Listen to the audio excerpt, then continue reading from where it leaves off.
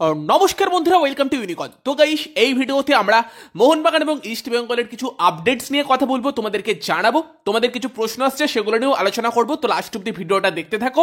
আমাদের চ্যানেলে প্রথমবার এলে আমাদের চ্যানেলটিকে সাবস্ক্রাইব করে তার পাশের বেল আইকনটাকেও অন করতে ভুলো না।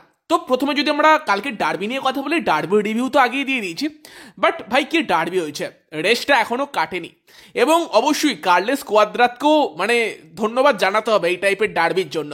কারণ ইস্ট বেঙ্গল কোচের কথাই কেন বলছি, তার কারণ হচ্ছে মোহনবাগান লাস্ট কয়েক বছর যেভাবে ডার্বিগুলো ডমিনেট করছিল, সেই তুলনায় ইস্ট বেঙ্গলের এবারের টিমটা বেশ ভালো হয়েছিল। তবে তারপরও যে লেভেলের ফাইট ইস্ট বেঙ্গল দিচ্ছে বা সুপার কাপ জিতেছে, তার পেছনে কিন্তু বিশাল বড় ভূমিকা কার্লেস কোয়াদ্রাতের আছে। কার্লেস কোয়াদ্রাতের স্ট্র্যাটেজি অন পয়েন্ট থাকছে, এবং কালকের ম্যাচে কিন্তু ইস্ট বেঙ্গলের অনেকগুলো গুরুত্বপূর্ণ প্লেয়ার অ্যাভেলেবেল ছিল না। তারপরও ইস্ট বেঙ্গল যেভাবে ফুটবল খেলেছে, কোচের প্রশংসা করতেই হয়। এবং অন পেপার কিছুটা উইক টিম নিয়ে অপোনেন্টের চোখে চোখ রেখে লড়াই করা যায়, সেটা কিন্তু কার্লেস কোয়াদ্রাত দেখাচ্ছে। তো ব্রিলিয়ান্ট কার্লেস কোয়াদ্রাত। তো সেই জায়গায় কোয়াদ্রাতের প্রশংসা করতে হবে, যেভাবে সে টিমটাকে দিয়ে লড়াই করাচ্ছে সেটার জন্য। তো অসাধারণ একটা কলকাতা ডার্বি আমরা কালকে দেখেছি। বাট যে প্রশ্নগুলো তারপর থেকে আসছে, তার মধ্যে সব থেকে বড় প্রশ্নটা হচ্ছে হুগো বুমো, সে কেন ছিল না? তাকে নিয়ে কি খবর বেরিয়ে আসছে? তাকে কি ছেড়ে দেওয়া হচ্ছে? তো দেখো, হুগো বুমো এমন একটা নাম যাকে নিয়ে কিন্তু রুমোর্স বেরোতেই থাকে। লাস্ট আইএসএল শেষ হওয়ার পর থেকে কিন্তু অনেকবারই বুমোকে মোহনবাগান ছেড়ে দেবে সেই টাইপের রুমোর কিন্তু বেরিয়ে এসেছে। লাস্ট অব্দি এখনো অব্দি বুমোস কিন্তু মোহনবাগান টিমের সঙ্গে আছে। তবে কালকের ম্যাচে হঠাৎ করে ডার্বির মতো একটা গুরুত্বপূর্ণ ম্যাচে হুগো বুমোসকে দেখতে না পেয়ে অবাকই হয়েছিলাম। সে স্কোয়াডেই ছিল না, প্লেইং 11-এ তো ছিলই না। এবং সেখানে টিম বাসে করেও আসেনি, জনি কাউকোর সঙ্গে তার গাড়িতে এসেছিল, স্টেডিয়ামে বসে খেলা দেখছিল।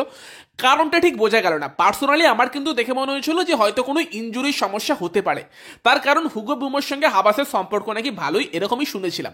তবে কি লাস্ট মোমেন্টে হাবাসের মনে হয়েছে যে হুগো তার স্ট্র্যাটেজিতে ফিট করছে না, যেটার একটা আশঙ্কা হাবাসকে কোচ নিযুক্ত করার পর থেকেই করা হচ্ছিল। তাহলে কি হুগোর জায়গাতে জনি কাউকোকে টিমে নিয়ে আসার ভাবনা চিন্তা হাবাসের মনে আছে?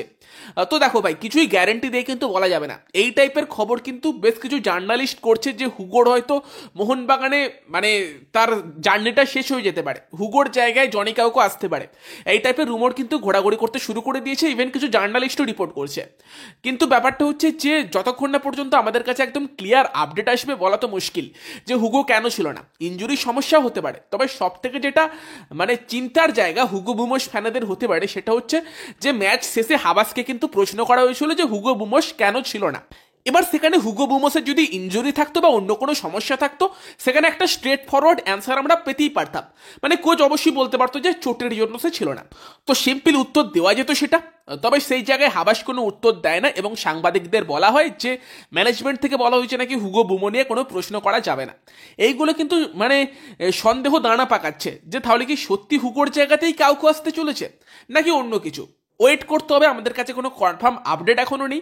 বাট প্রেস কনফারেন্সের ওই ঘটনাটা কিন্তু সন্দেহ বাড়াচ্ছে। তো ওয়েট করে যাও, আশা করি খুব তাড়াতাড়ি এই ব্যাপারে আপডেট আসবে।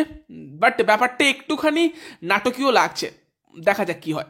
বাদ বাকি যদি কথা বলি, আনোয়ার আলী এবং ব্র্যান্ডন হ্যামিলের ইনজুরি কতটা গুরুতর সেটা অনেকে জিজ্ঞেস করছো। দেখো, আনোয়ারের ব্যাপারটা পার্সোনালি আমার মনে হয় যে একটু তাড়াহুড়ো হয়ে গিয়েছে। এবার আমাদের কাছে রিপোর্ট আসছিল যে আনোয়ার নাকি ফিট আছে, ফ্রেন্ডলি ম্যাচে 90 মিনিটস খেলছে, সিলেকশনের জন্য অ্যাভেলেবেল আছে। তবে ফ্রেন্ডলি ম্যাচে 90 মিনিটস খেলা আর ডার্বির মতো একটা হাই ইন্টেন্সিটি ম্যাচে খেলা তো আলাদা ব্যাপার। অবভিয়াসলি সেখানে আমরা ম্যাচ প্রিভিউতে আলোচনা করছিলাম যে হয়তো আনোয়ার অ্যাভেলেবেল থাকবে সিলেকশনের জন্য, তবে হয়তো শুরু করবে না।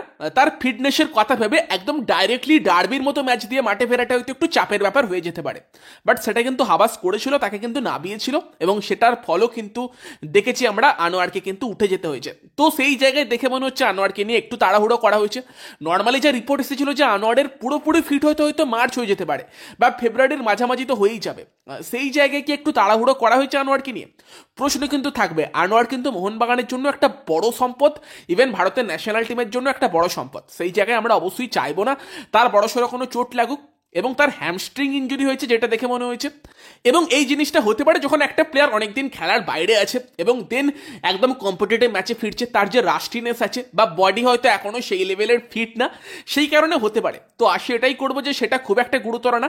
ভালো ব্যাপার এটা যে আনোয়ার কিন্তু হাঁটাচলা করে যাচ্ছে, ম্যাচের পরও দেখলাম ঠিকঠাক হেঁটে যাচ্ছে। তো সেখানে নর্মাল হ্যামস্ট্রিং ইনজুরি, আশা করি কিছুদিন রেস্ট নিলে ঠিক হয়ে যাবে, 15-20 দিন রেস্ট নিলে সেটাই আশা করা যায়। তার আগে ঠিক হয়ে গেলে তো আরও ভালো, তবে খুব একটা ডেঞ্জারাস না সেটা আশা করা যেতে পারে। কারণ আনোয়ারের মুভমেন্টে বিশাল কোনো অসুবিধা হচ্ছে বলে মনে হলো না। তবে ফাইনাল যে ডক্টরের রিপোর্ট সেটা না পাওয়া অবধি কিছু তো বলা সম্ভব না। সম্ভবত আজকে কিন্তু আনোয়ারের চোটের জায়গা স্ক্যান হবে বা ফিজিও সেটা থেকে সিদ্ধান্ত নেবে যে আনোয়ারের ফিউচার মানে কি হবে, মানে কতদিন তাকে বাইরে থাকতে হবে বা কবে সে মাঠে ফিরবে সেটা।